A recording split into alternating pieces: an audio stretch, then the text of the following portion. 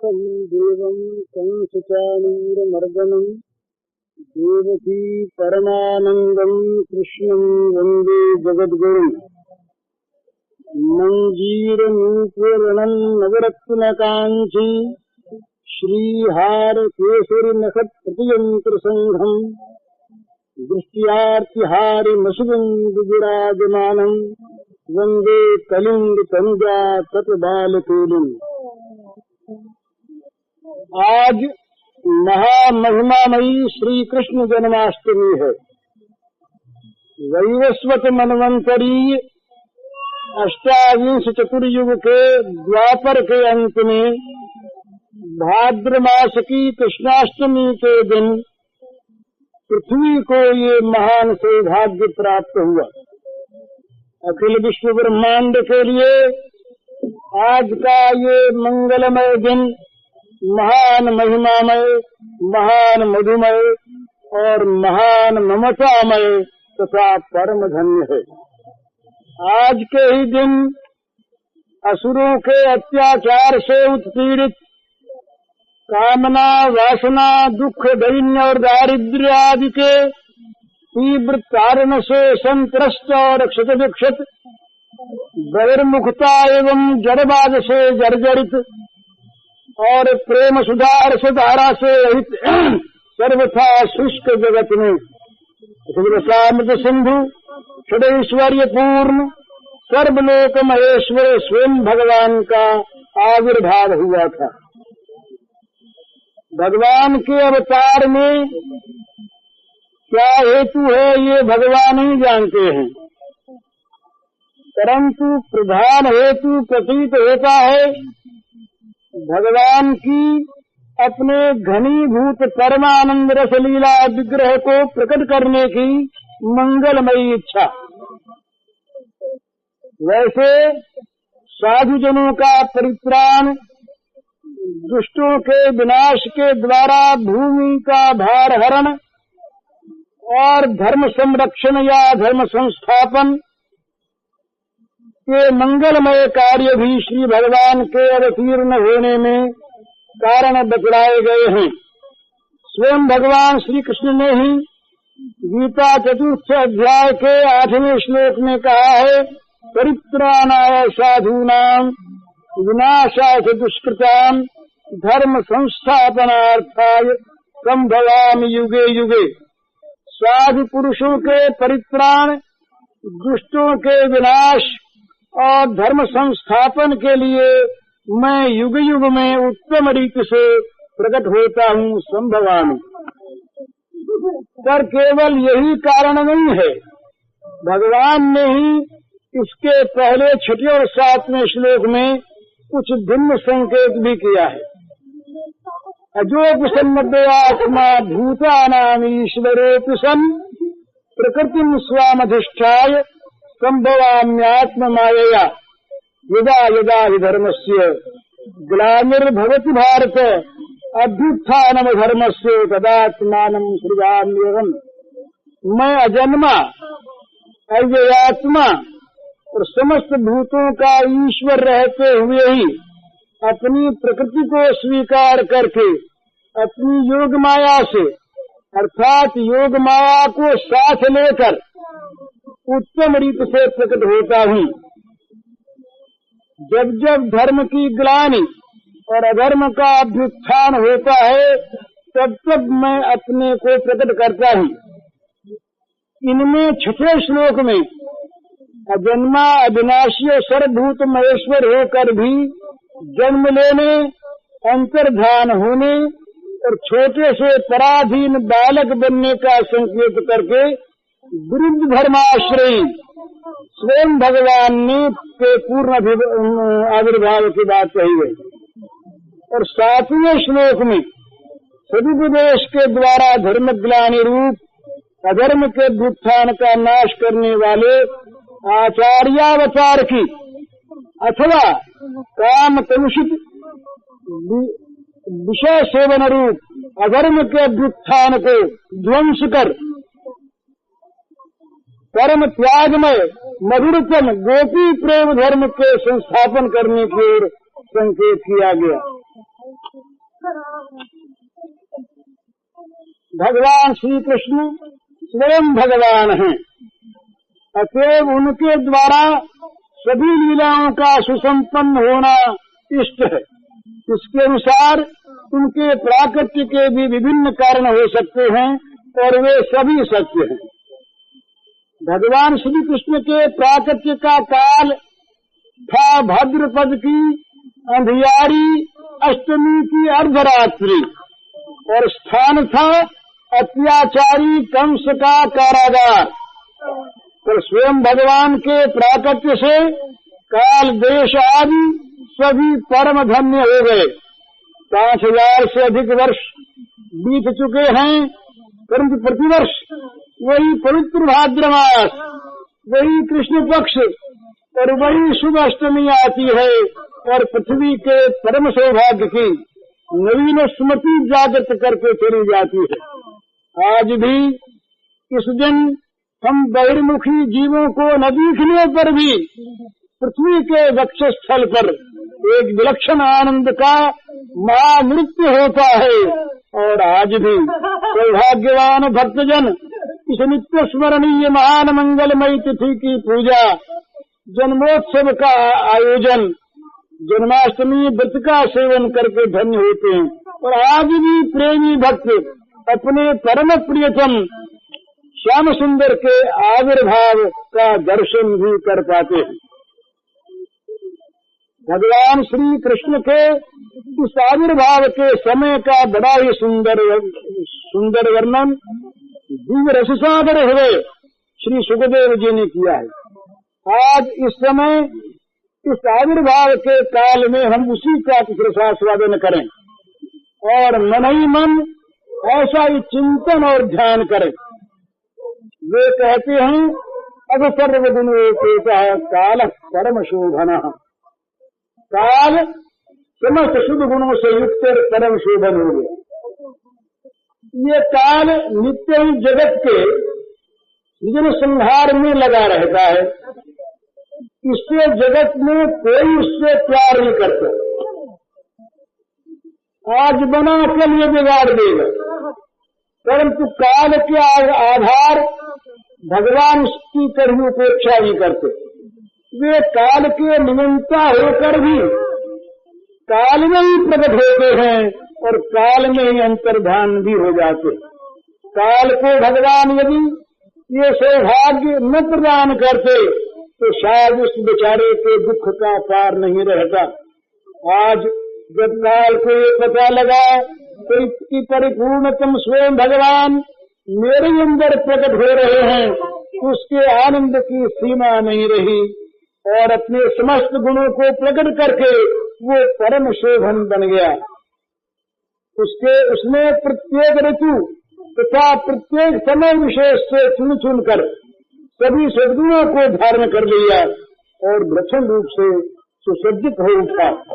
बसंत ऋतु का मलय समीर, कोकिल का कूजन, भ्रमर का गुंजन, आम्र में नवीन मौर का उदय, अशोक और चंपा का मुक्त हास्य, वर्षा कालीन कदम्बानिल, शरद की स्वच्छता और प्रसन्नता, हेमंत की मालती, शिशिर के कुंद कुसुम, दिवस की कमलिनी, रात्रि की कुमुदिनी, प्रातः काल का देव पूजन, कर्म प्रवृत्ति, मध्याह्न का पवित्र प्रभु सेवा रूप आजीविका कर्म, सायाह्न का देव पूजन तथा सात्विक आनंदोत्सव, निशा का शांत भाव, रात्रि शेष का उत्साहपूर्ण जागरण, सतयुग की तपस्या, त्रेता का यज्ञ, द्वापर की परिचर्या और कलयुग का श्री हरिनाम संकीर्तन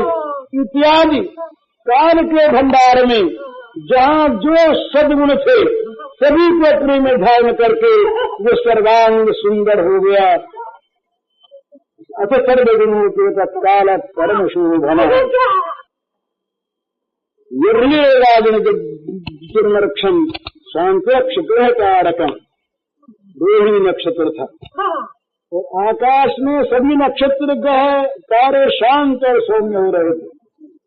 सूर्यादि नवग्रह अश्विनी आदि 27 नक्षत्र, जन्म संपत आदि तारे, उग्र शांत वक्र उच्च नीच आदि विभिन्न भावों से काल के सृजन संहार कार्य में सहायता किया करते हैं। कर्म फलानुसार काल जब जिसको जैसा कुछ सुख दुख भुगताना चाहता है, ये भी तब उसके लिए वैसे ही उग्र शांत वक्र आदि बनकर काल का सहयोग दिया करते हैं। आज परिपूर्णतम भगवान श्याम सुंदर के शुभागमन के समय वे सभी अपनी उग्रता वक्रता का परित्याग करके शांत हो रहे हैं और कोई वक्र गति से, कोई अतिचार गति से और कोई महातिचार गति से अपने अपने उच्च स्थानों में से होकर श्री भगवान का अभिनंदन करने में संलग्न है। उस समय यही नक्षत्र था। भगवान ने उसको अपने जन्म के नक्षत्र के रूप में स्वीकार करके परम धन्य कर दिया। ऋषि सुखदेव जी ने रोहिणी नक्षत्र का स्पष्ट नाम न लेकर अजन जन्म रक्षण इस गुप्तार्थ पद के द्वारा रोहिणी का नाम संकेत किया, जिसका साधारण जीवों की भांति कर्म फल रूप जन्म नहीं होता, उनको अजन करते हैं। उन भगवान के नाभि कमल से जिनका जन्म होता है वे ब्रह्मा अजन जन्मा कहलाते हैं। वे ब्रह्मा जिस नक्षत्र के अधिष्ठाता है उसका नाम होता है अजन नक्षत्र, अर्थात रोहिणी नक्षत्र, क्योंकि रोहिणी के अधिष्ठाता ब्रह्मा है। शास्त्रों में कहा गया है कि अपने या अपने स्वजनों का जन्म नक्षत्र प्रकट नहीं करना चाहिए। अतः श्री सुखदेव जी ने भी अपने परम प्रिय श्री श्याम सुंदर के जन्म नक्षत्र को गोपन रखने के लिए स्पष्ट रोहिणी न कहकर ऐसा कहा। जहाँ भगवान श्री कृष्ण का नाम गुण कीर्तन होता है, वहाँ से भी सब पाप ताप विघ्न बाधाएं दूर भाग जाती, वे वहाँ समीप नहीं रह सकती, वरम विविध प्रकार से सुलक्षण आज उठते हैं। तब स्वयं भगवान जहाँ पृथ्वी की पीड़ा मिटाने के लिए तीर्ण होते हैं, वहाँ वार तिथि नक्षत्र योग आदि के अत्यंत शुभ सूचक होने में कौन सी आश्चर्य की बात है। जगत का प्रत्येक कार्य काल दिशा और देश के अधीन है। इसी से जगत में काल दिशा और देश का विचार करके ही कार्य किया जाता है। यद्यपि श्री भगवान की दिव्य लीला में काल दिशा और देश की कोई बाध्य बाधकता नहीं, वे स्वयं काल दिशा और देश के नियंता हैं। तथापि वे जब धराधाम में अवतीर्ण होते हैं तब काल दिशा और देश पर कृपा करके उनके साथ अपना पवित्र संबंध देकर उन्हें धन्य और कृतार्थ कर देते हैं। इसीलिए आज काल की भांति दिशा और देश भी समस्त सद्गुणों से सुशोभित हो रहे हैं। दिशक प्रसिद्धुर्गगनम निर्मलोदयम, दसों दिशाएं प्रसन्न हो गई। आकाश में तारे जगमगा उठे, किसी भी दिशा में कहीं तनिक भी मलिनता नहीं रह गई। सर्वत्र परमानंद पूर्ण स्वच्छता छा गई। सभी दिक्पति परम प्रफुल्लित आनंद पूर्ण हृदय से अपने स्वामी के शुभागमन का अभिनंदन करने के लिए समस्त दिशाओं को सुसज्जित करके दिव्य बदबू के साथ हाथों में अर्घ्य पात्र लेकर उनकी प्रतीक्षा करने लगे। गगन में तारे जगमगा उठे, मानो अपने अपने अनंत अंग पात्रों में स्तर स्तर पर हीरों के पुष्प सजाकर विष्णु पद में अंजलि अर्पण करने की इच्छा से खड़े हो गए। काल और दिशा की भांति देश भी मंगल श्रृंगार से सुसज्जित हो गया। भूभुवस्व सभी देशों में आनंद की बाढ़ आ गई। मंगलमय के मंगल आगमन से सभी देश आनंद मंगल परिपूर्ण हो गए। मई मंगल भूष्ट पुरग्राम बर्या करा। पृथ्वी के सभी बड़े बड़े नगर, छोटे छोटे गांव, हीरों की बस्तियां और रत्नों की खाने आनंद मंगल की क्रीड़ा भूमि बन गई। विविध हेतुओं की अवतारणा करके नगरों के मार्ग परिष्कृत तथा सुगंधित हो गए।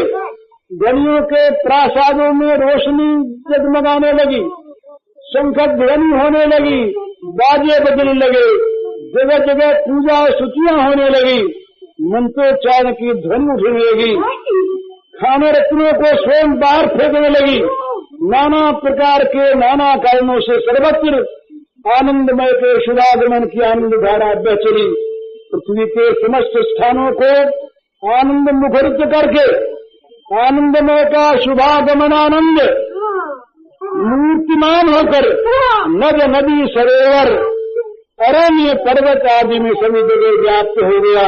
नद्य प्रसन्न सलीला हृदय जल श्रिया, नदियों का जल निर्मल हो गया। रात्रि के समय भी सरोवरों में कमल खिले उठे। गंगा जमुना सरस्वती नर्मदा गोदावरी गोमती सरस्वती कावेरी शोण सिंधु आदि नद नदियों का मटमैलापन दूर हो गया। उनको मानो अपने जन्म स्थान पर्वत के उस गुप्त गह्वर से ऐसा आनंद समाचार मिल गया कि वे अपने कल कल नाद से उसे तटभूमि के कानों में सुना रही हैं और उत्ताल तरंगों के रूप में मानो भुजाओं को उठाकर नाचती हुई बड़े वेग से दौड़ी हुई समुद्र को ये आनंद संवाद सुनाने के लिए दौड़ चली। सरोवरों में असंख्य कमलों की पंक्तियां खिल उठी। मायाबद्ध जीव जैसे स्त्री पुत्र परिवार घर शरीर को छोड़कर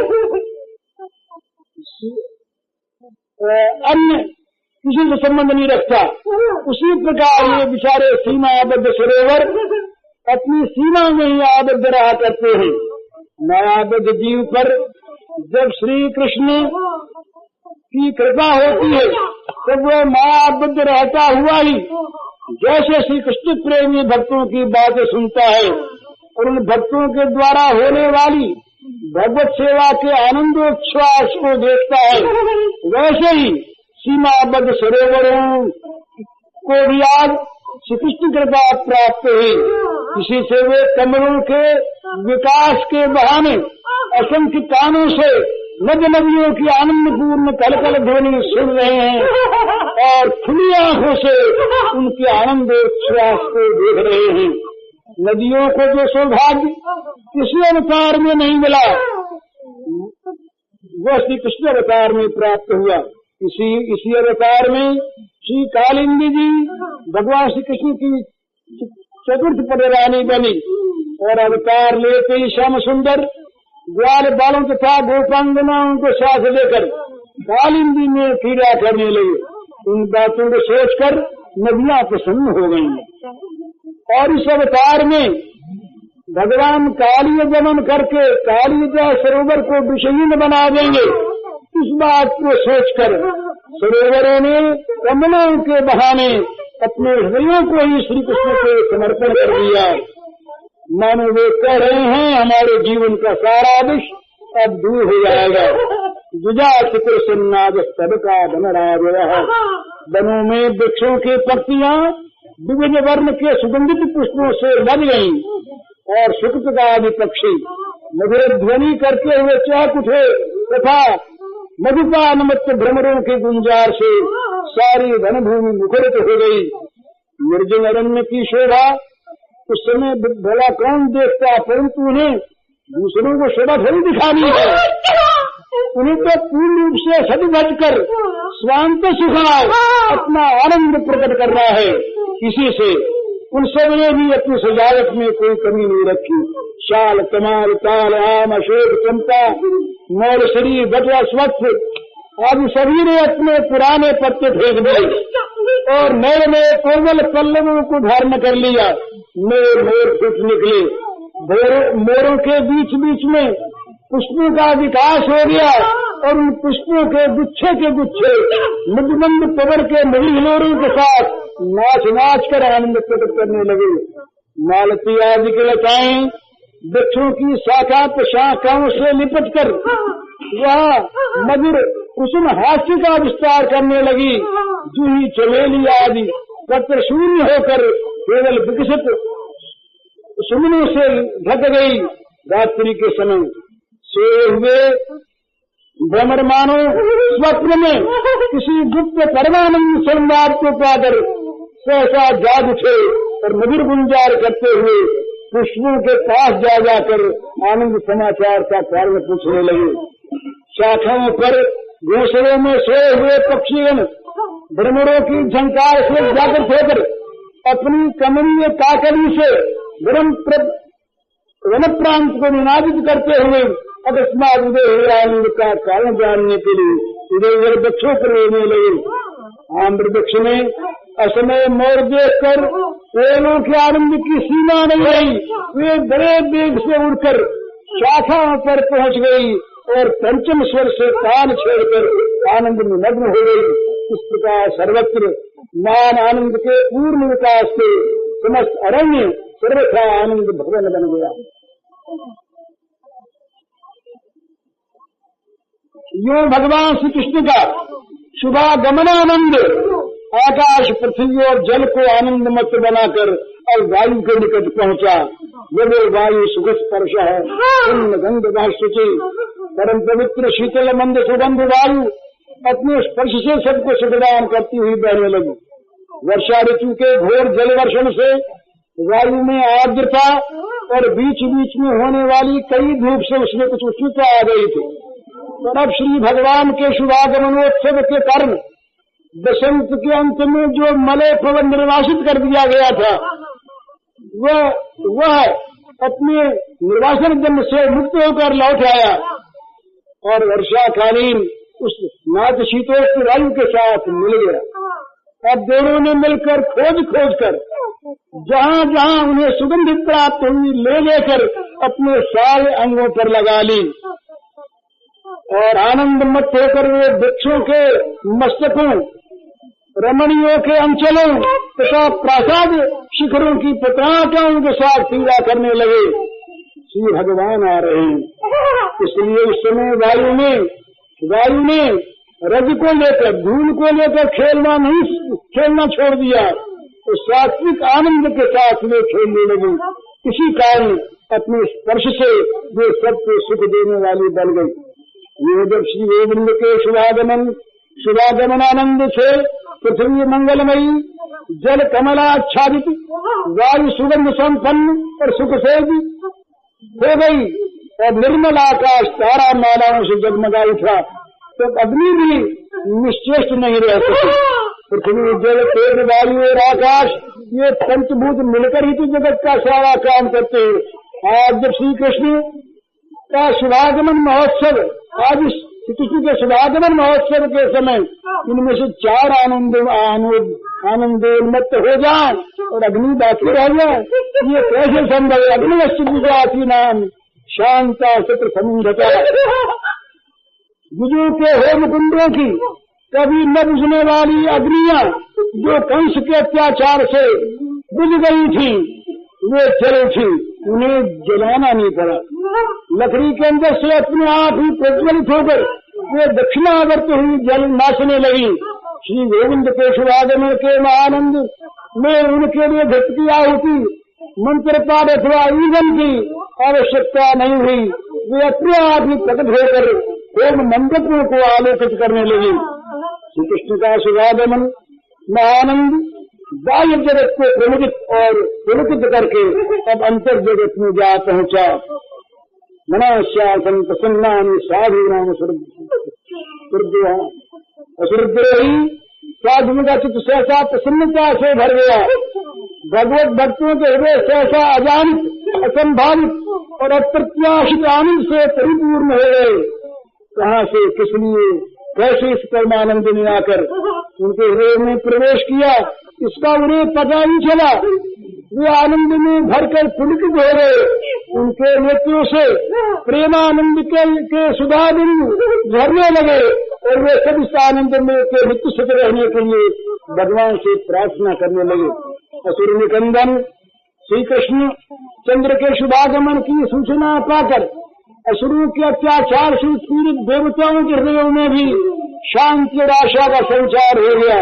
असुर समुदाय अपनी भयानक मूर्ति सहज हिंसा प्रवृत्ति के कारण सभी के अप्रिय होते हैं, इसलिए असुर के अतिरिक्त जीवन मात्र असुरद्रोही है।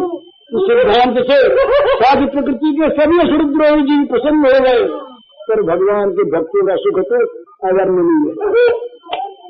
बादल से गिरी हुई जल की बूंद मेघ प्रिय चातक को जैसी सुखदायी होती है वैसी अन्य किसी को नहीं होती। ये सत्य है कि दूसरों की भी प्यास बुझती है, पर वे केवल मेघ के जल की ही प्रतीक्षा नहीं करते। उनको नदी सरोवर झरने बहुत जगह जल दिखाई देता है, कहीं से भी लेकर वे अपनी पिपाशा शांत कर सकते हैं। तो श्री भगवत चरणाश्रित एक निष्ठानंद भक्तों के आनंद का स्रोत तो केवल श्री भगवान के चरणारविंद ही हैं।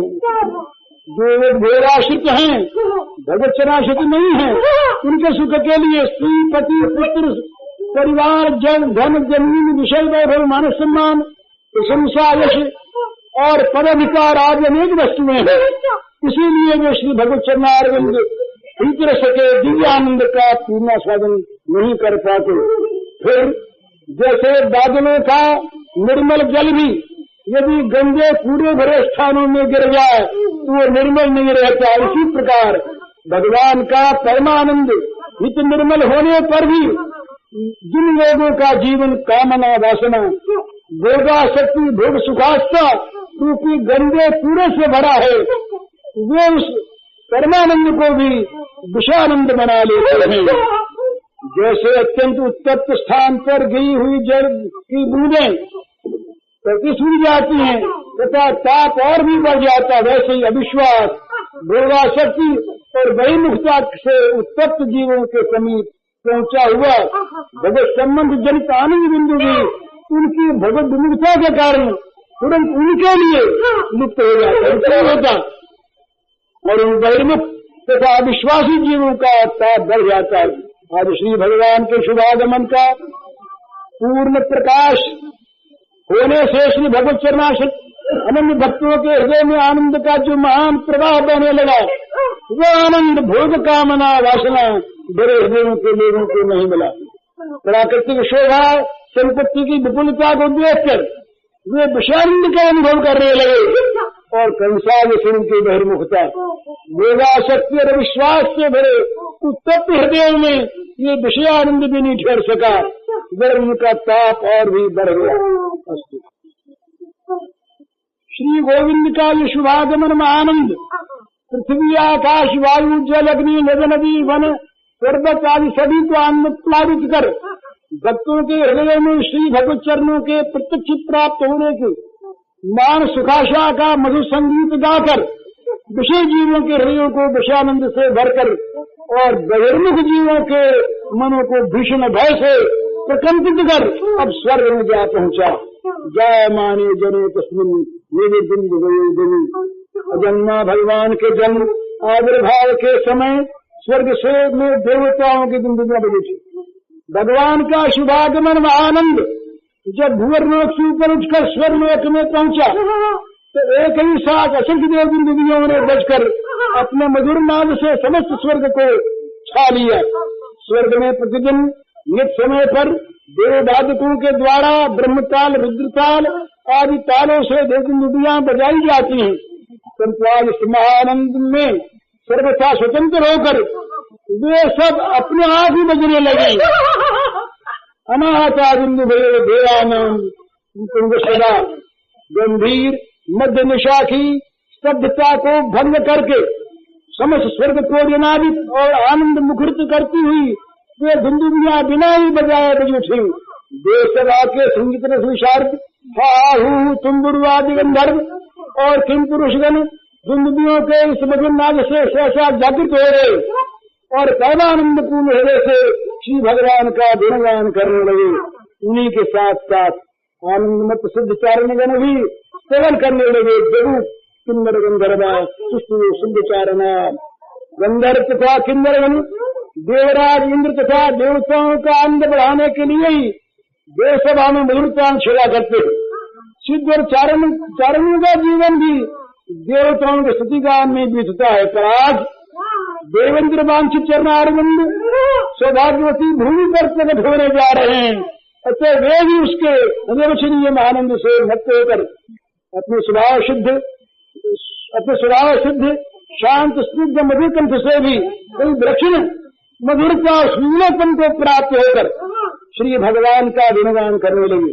इस प्रकार गंधर्व किन्नर सिद्ध चारणों के मधुर सात्विक गीतों को सुनकर देवसभा के नृत्य से श्रांत और अमृत पान से प्रमत्त विद्याधरियां और अप्सराएं भी नवीन उत्साह के से आनंद जागृत होकर मेरे रूप में नृत्य करने लगे। आज मेरे रूप में नृत्य करती है विद्याधरी अक्षर उर्वशी मेनकारंबाद स्वर्ग की अप्सराओं और विद्याधरियों की सारी दिन भर की नाच गान की थकावट दूर हो गई और वह प्राकृत परमानंद से परिपूर्ण होकर स्वर्ग के विलास नृत्य की सारी तालों को भूलकर श्री गोविंद गुणगान में प्रमत्त गंधर्व किन्नरों की गोविंद गुणगान की शुद्ध सत्यमयी तालों में ताल मिलाकर मरे नृत्य करने लगी।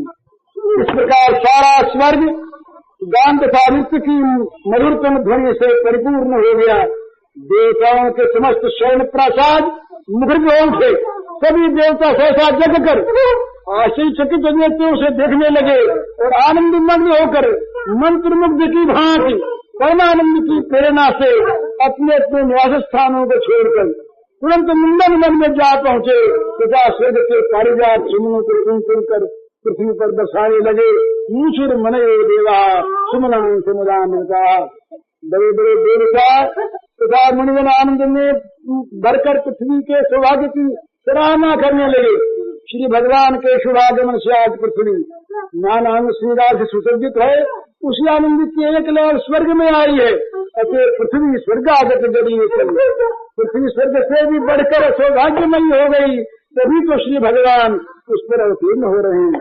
इसी पृथ्वी के सौभाग्य का अभिनंदन करने के लिए देवताओं ने पृथ्वी पर नंदन कानन के देव सुमनों की वर्षा आरंभ कर दी। अवश्य ही इस अपराकृत आनंद का यथार्थ स्वरूप कोई नहीं जानते, पर चुपके से आकर इस महानंद ने सबको आनंद प्रमत्त कर दिया। 14 भुवन आनंद से नाच उठे। इस आनंद के उच्छ्वास से सत्य संजुओं में भी आनंद क्षोभ हो गया। वे भी मधुमंद गर्जना करते हुए उत्ताल तरंगों की भंगिमा दिखा दिखाकर नृत्य करने लगे। मंदम मंदम जलधरा जगद्गुरुसागरम समुद्र की कन्या लक्ष्मी नारायण की पत्नी है। मानो इसी संबंध सूत्र से ससुर न हो गए। गौरव मंडित होकर संजू गर्जना के रूप में घोषणा कर रहे हैं। आज जिनके शुभागमन से समस्त विश्व ब्रह्मांड परमानंद में बह रहा है, ये हमारे अपने ही है, हमारे जवानी है। इस प्रकार समुद्र का गर्म छूकर दिक प्रांतवर्ती मेघ समुदाय भी मुखर उठे। उन्होंने भी मधु मधु गर्जना करके कहा, रे हमारा उनका तो वर्ण ही है, हम भी नील श्याम और वे भी नील श्याम, वो हमारे सखाई हैं। श्री भगवान के संबंध गौरव तथा वर्ण साम्य के गौरव से प्रमत्त जलनिधि तथा जलज निकर अपने अपने सौभाग्य की गाथा गाने लगे। ऋषि थे थे गाय माने जनार्दने देव की देवरूपियाम विष्णु सर्वदुहाशय आविरासी प्राच्याम विषेन्दु पुष्कल। इसी समय विराजमान सर्वदुहाशय देवरूपिणी देवकी के गर्भ से प्रकट हुए। जैसे 16 कलाओं से पूर्ण चंद्र का उदय हुआ, देवकी जी को देवरूपिणी कहा गया। इसका भाव यह है कि उनका दिव्य शरीर था। भगवान नित्य स्वप्रकाश है। उन स्वप्रकाश विचित्र दिव्य लीला में भगवान का नाम देव है। उनका रूप श्री विग्रह सच्चिदानंदमय है। ईश्वर परम कृष्ण सच्चिदानंद विग्रह उन देव भगवान की भांति जिसका रूप है उसे देव रूप कहते हैं। अतः ऐसा जिनका देव रूप है वे श्री देवकी जी देव रूपिणी हैं। उनका देह हमारी तरह प्राकृत नहीं, शुद्ध सच्चिदानंदमय है। तभी उनके सामने पुत्र के रूप में सुप्रकाश भगवान का आविर्भाव होगा। चंद्रमा, सूर्य, अग्नि, विद्युत आदि ज्योतियां जो जगत को प्रकाशित करती हैं, कोई भी स्वप्रकाश नहीं है। भगवान ने स्वयं का अर्जुन विदादित्य वचन थे जो जगत भाषयते खिलम, ये चंद्रमस्याग्नि तत्तेजो विद्यमानकम। चंद्र, सूर्य, अग्नि आदि की जिस ज्योति से संपूर्ण जगत प्रकाशित होता है वह मेरी अंगत ज्योति है। यहाँ तक कि भगवान का सच्चिदानंदमय परम धाम भी स्वप्रकाश चंद्र आदि की ज्योतियां वहाँ नहीं। तद भाषयते सूर्यो न शशांको न पावक यद्गत्वा धनिवर्तन के तद्धाम परम। उसको प्रकाश परम धाम जिसको प्राप्त होकर अपने संसार में लौटना नहीं पड़ता, सूर्य, चंद्रमा और अग्नि की ज्योति से प्रकाशित नहीं है। श्रुति कहती है तमेव भांत मनुभाग सर्वम तस्य भाषा सर्वमिदं विभाति। जो प्रकाश की भगवान की अंग ज्योति से ही सूर्य, चंद्र आदि सब ज्योतिर्मय हैं और उनकी अंग छटा से ही संपूर्ण विश्व प्रकाशित है। इस प्रकार श्री भगवान ही सत्य प्रकाशक है, भगवान का कोई प्रकाशक नहीं। पिता माता अपने पुत्र का जगत में प्रकाश करते हैं, इसी से वे पुत्र के प्रकाशक कहे जाते हैं। श्री भगवान के पिता माता जो भगवान को जगत में प्रकट करते हैं वे भी भगवान के प्रकाशक है। श्री भगवान सुप्रकाश हैं, अतएव अपनी सुप्रकाशिका शक्ति के अतिरिक्त हम किसी से प्रकाशित नहीं हो सकते। अतएव वसुदेव देवकी भगवान के पिता माता भी भगवान के सच्चिदानंदमयी सुप्रकाशिका शक्ति हैं। वे उन्हीं के शुद्ध सत्य की घनीभूत मूर्ति प्राकृतिक जीवों की भांति न तो भगवान माता गर्भ में आते और न कर्म परवश उनका जन्म होता है और न उनका विग्रह ही भिन्न उनसे भिन्न शांत भौतिक होता है। वे भगवान स्वेच्छा में दिव्य वपु से प्रकट होते हैं, वे जगत पिता हैं, सबके जन्मदाता हैं। उन्हीं से अनंत कोटि ब्रह्मांडों का उदय होता है। परंतु जो भगवान को प्रतिरूप से स्नेह करते हैं उन राशि प्रेम युक्त भक्तों को श्री भगवान माता पिता के रूप में स्वीकार करके उन्हें धन्य करते हैं।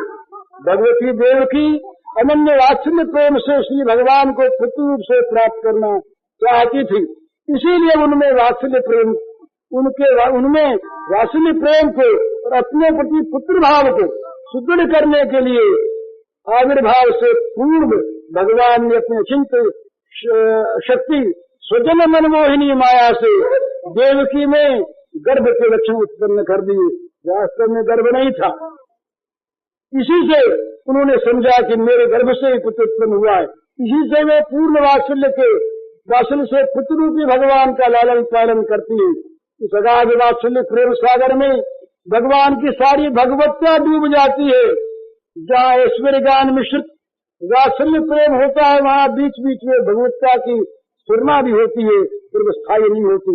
श्री देवकी जी वसुदेव जी का वात्सल्य प्रेम ऐश्वर्य ज्ञान मिश्रित था, इसी से समय समय पर उन्हें अपने पुत्र श्री कृष्ण में भगवान का बोध भी हुआ। इसी से लालन पालन के साथ ही वे स्तुति प्रार्थना भी करते थे। विशुद्ध प्रेम तो वृंदावन में था और उसकी बड़ी मधुर अभिव्यक्ति वृंदावन लीला में देखी जाती है। भगवान अनंत कोटि ब्रह्मांडों में व्याप्त विष्णु हैं और वे ही भक्त के प्रेमानुरूप क्षुद्र बालक रूपधारी हैं। ये सदा ही बृहद सदा ही क्षुद्र हैं। वृद्ध धर्म उनमें युगपत रहते हैं। अनोरणीयाम महतो महियान, वे ही सबके हृदयों में व्याप्त अंतर्यामी हैं। वे ही सर्वातीत हैं और वे ही सर्वगुणमय लीलामय हिलसामतिक मूर्ति श्री भगवान है। पुरुषावतार, गुणावतार, लीलावतार, मनवंतरावतार, अंशावतार, कलावतार, आदेशावतार, प्राभवावतार, वैभवावतार और परावस्थावतार सभी उन्हीं से होते हैं। यही सब अवतारों के अवतारी साक्षात स्वयं भगवान हैं। समस्त अवतार उन्हीं के अंतर्गत है, उन्हीं में सब सम्मिलित हैं, क्योंकि वे ही सब कुछ है। दैवशत मनवंतर के अष्टविंश युग के द्वापर में प्रकट होने वाले ये भगवान सबकी प्रतिष्ठा, सबके अवतारी, सर्वमय, सर्वातीत, सर्वरूप, निर्गुण, सगुण, अचिंत्य अनंत गुण समुद्र, अखिल प्रेम साम सिंधु, षोडश कला पूर्ण, ऐश्वर्य संपन्न, हानोपादान रहित सच्चिदानंद घन विग्रह पूर्ण पुरुषोत्तम स्वयं भगवान है। साथ ही वे पूर्णादर्श मानव, कर्म योगीश्वर, लोक नेता, कर्म राजनीतिज्ञ, धर्मोपदेष्टा, आचार्य, सौंदर्य माधुर्य निधि, सर्व चित्ताकर्षक, मुनि मन मोहन, आत्माराम गणाकर्षी, मधुर प्रेमी, जनवत्सल और राधा राध्य है। जिस किसी दृष्टि से इनको देखा जाए सभी में इनके परिपूर्ण दर्शन होते हैं। विषयासक्ति और भोग वासना में फंसे हुए मायामोह के पदाघात से जर्जरित और स्पंदनहीन जगत के प्राणी कभी भी तनिक चेतना प्राप्त करके विश्वास के नेत्रों को खोलकर एक बार देखें तो उन्हें पता लगेगा कि भाद्रमास की इस कृष्णाष्टमी को पाकर पृथ्वी स्वर्ग की अपेक्षा भी परम श्रेष्ठ हो गई। समझें या न समझें, पृथ्वी के जीव इस सरक पूज तिथि तथा इस मध्य निशा को पाकर धन्य है। पृथ्वी धन्य है, पृथ्वी के जीव धन्य हैं, पृथ्वी के आकाश वायु अग्नि धन्य है, पृथ्वी के नदी नदी सरोवर धन्य है, पृथ्वी के पर्वत धन्य है, पृथ्वी के सूर्य चंद्र धन्य है, पृथ्वी के जीव मात्र धन्य है। और जिस ब्रह्मांड में ये पृथ्वी है वो ब्रह्मांड धन्य है। और इस तिथि को मानने वाले आप सब लोग धन्य हैं। और इन सभी के प्रति मैं साष्टांग प्रणाम करके मैं भी धन्य होता हूँ।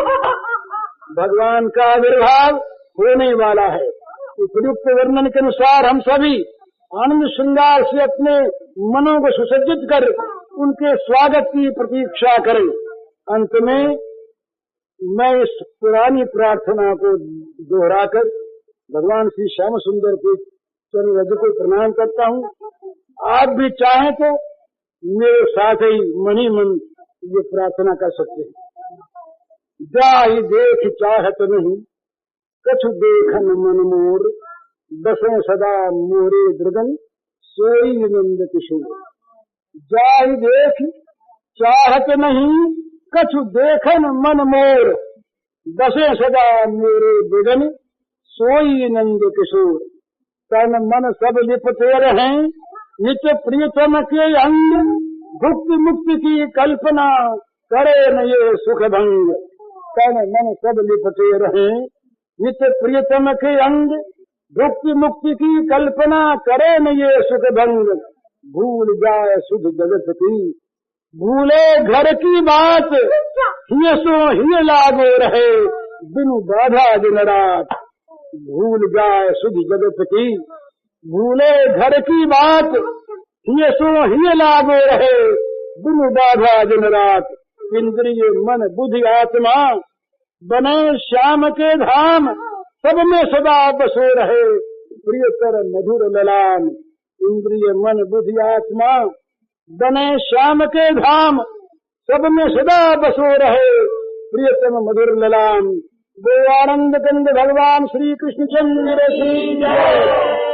ये भगवान के आगमन की, शुभागमन की प्रतीक्षा में प्रकृति ने जो कुछ किया, हम लोग ऐसे प्रतीक्षा करने लगे तो भगवान आ जाए भला। अब ये भगवान का शुभ जन्म है, उसके बाद फिर कल आगे की बात होनी चाहिए। कर पूज्य श्री भाई जी के इस प्रवचन का कैसेट संख्या है 36 और शीर्षक है श्री कृष्ण जन्माष्टमी प्रवचन संवत 2017।